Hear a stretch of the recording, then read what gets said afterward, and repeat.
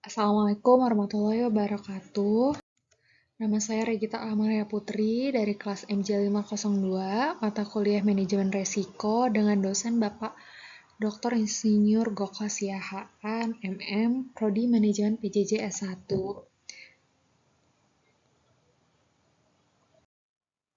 Berikut adalah jurnal yang saya analisa. Yang pertama yaitu Swalid RDKK tahun 2025, The Impact of Risk Management Practice on Bank Performance, A Systematic Literature Review. Ini jurnal ilmiah manajemen kesatuan, artikel peer review. Latar belakangnya itu bank menghadapi berbagai resiko finansial seperti pinjaman bermasalah atau NPL dan volatilitas pasar yang mempengaruhi kinerja serta stabilitas.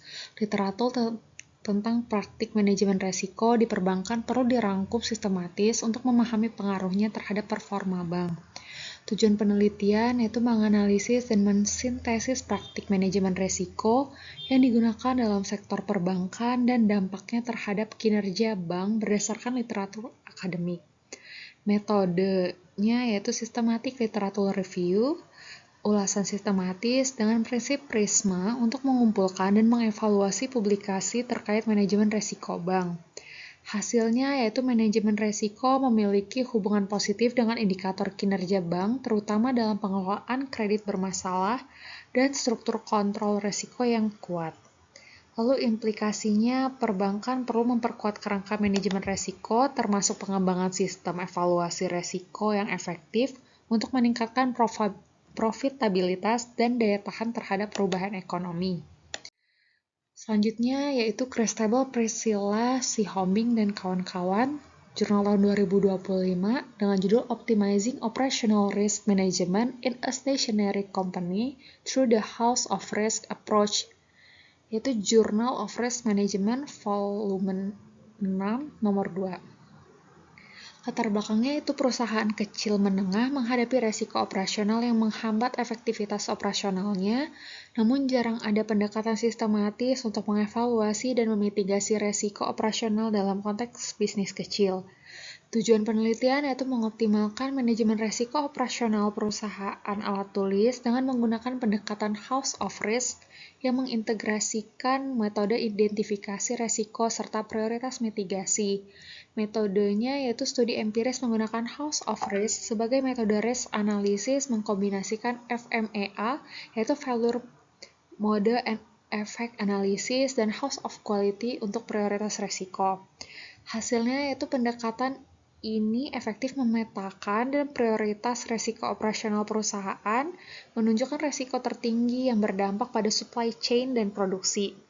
Implikasinya yaitu perusahaan dapat menggunakan model House of Risk untuk meningkatkan ketahanan operasional, mengurangi kegagalan proses, dan merumuskan mitigasi terukur yang menjadi dasar pengambilan keputusan. Yang ketiga yaitu dari Sandi Z, Permadi dan kawan-kawan, tahun 2025, analisis manajemen resiko dan strategi mitigasi pada perusahaan pembiayaan konsumen di Indonesia. Jurnal Al-Zain, Jurnal Ilmu Sosial dan Hukum Nasional. Latar belakangnya itu pertumbuhan pesat sektor pembiayaan konsumen membawa resiko signifikan terutama kredit, operasional, dan pasar yang perlu dianalisis serta dimitigasi agar perusahaan tetap kompetitif dan stabil. Tujuan penelitiannya yaitu mengidentifikasi dan menganalisis resiko utama di perusahaan pembiayaan konsumen serta merumuskan strategi mitigasi yang tepat berdasarkan resiko yang dihadapi. Metodenya pendekatan kualitatif dengan analisis data primer yaitu wawancara, laporan perusahaan, dan sekunder, serta penggunaan matriks penilaian resiko berdasarkan frekuensi dan dampak.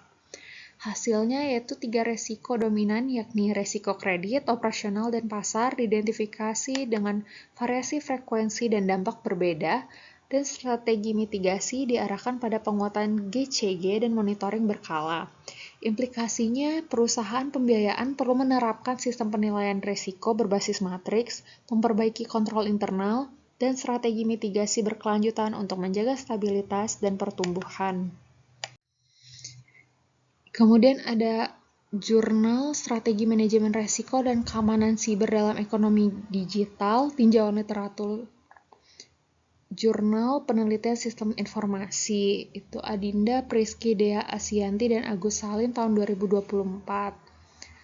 Latar belakangnya ekonomi digital membawa peluang dan resiko siber signifikan bagi organisasi, terutama karena teknologi disruptif serta ancaman terhadap keamanan data yang lebih kompleks.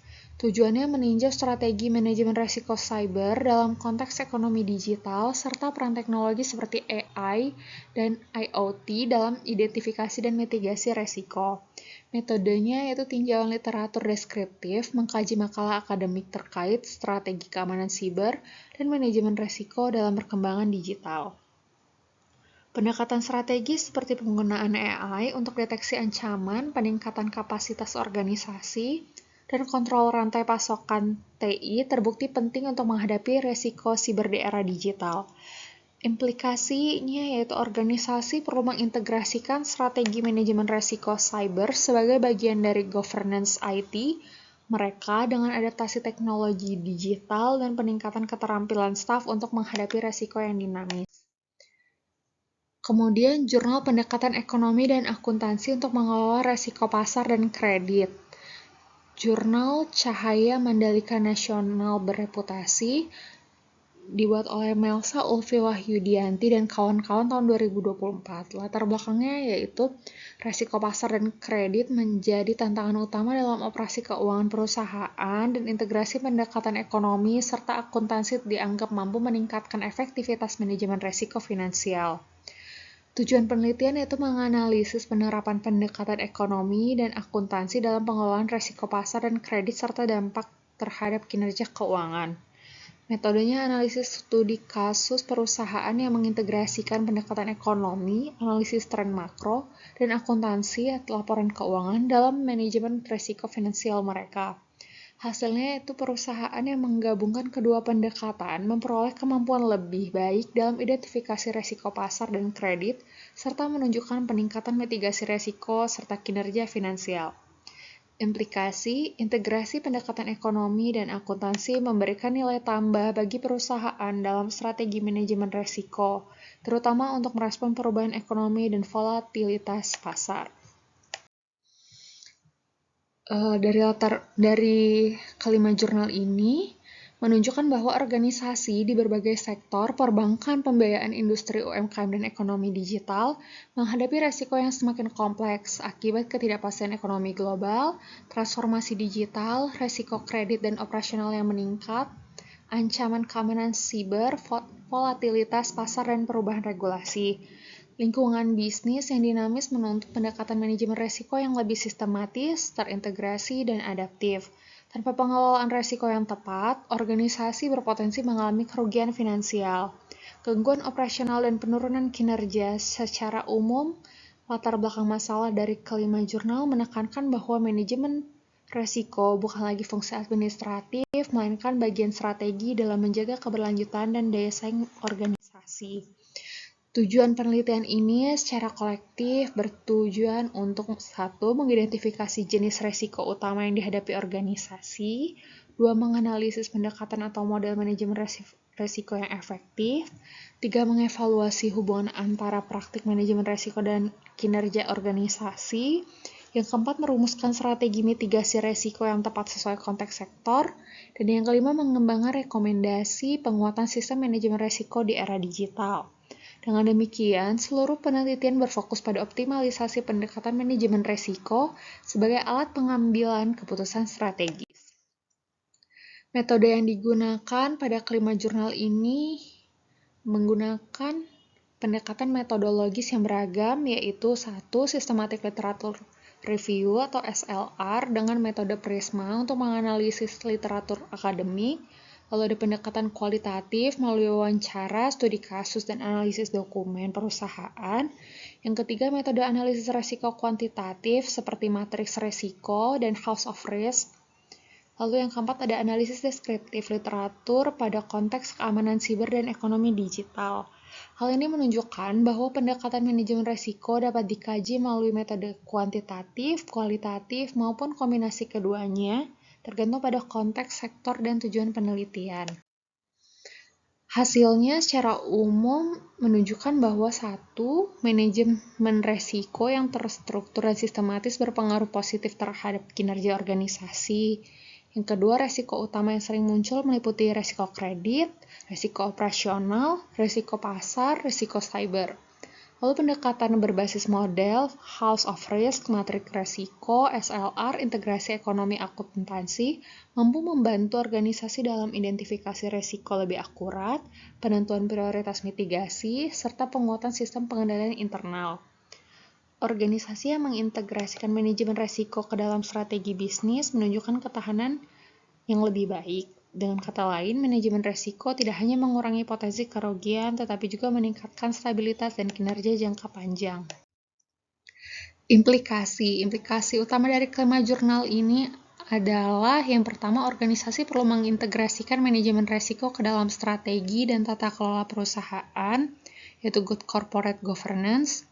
Yang kedua, penggunaan model dan alat analisis resiko yang sistematis harus menjadi standar operasional.